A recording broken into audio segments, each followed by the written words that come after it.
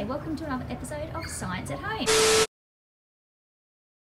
Today we're going to have a look at a bit of a classic reaction, the vinegar and bicarb soda, but we're going to try and capture that gas that is created in our balloon. So to make it a little bit different, what I've got is the vinegar is in my bottle, and what I've done is put the bicarb soda inside my balloon, and that way I can capture as much of the gas created as possible, so that I can get my balloon on and it's all in place before the powder even gets into the bottle. So I've got my bicarb soda in here.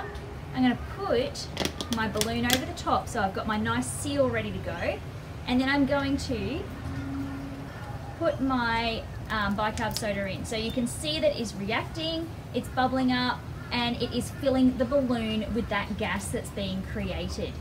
So I probably could have gone with a little bit less vinegar because I do have a bit of a reaction happening in the balloon, but I'll let it settle a bit before I take the balloon off. And then I can take the balloon off the bottle. I'm trying not to get it splash on me. And then I can tie that off.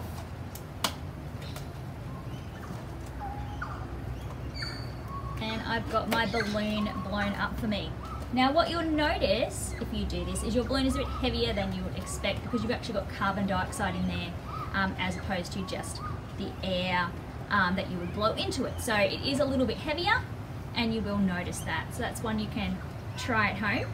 The other option I was going to also show and see how that went, because this one I haven't actually tried, but I thought it would be nice to have a go with it today, is our citric acid and bicarb reaction, and try and capture that with our balloon as well. I'm just going to get a fresh one. So I've got my balloon, I've got my empty bottle this time. I'm going to put in there some bicarb soda,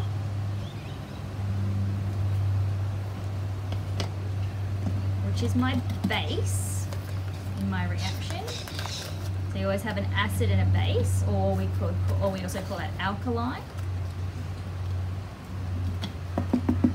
And then I'll get my citric acid,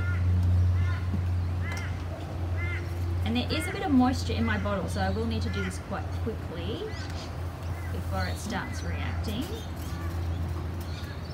I'll put another spoon of that, and then I am going to put a little bit of water and then try and quickly get that balloon on and see if I can capture some of those gases.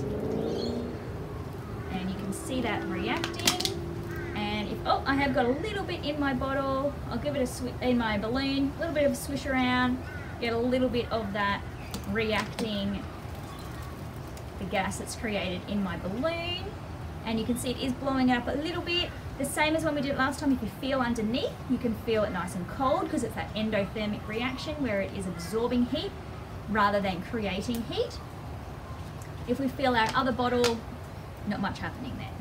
So this one nice and cold. And we can, that looks like we've probably got as much as we can out of it. We can pull that balloon off and tie that off as well.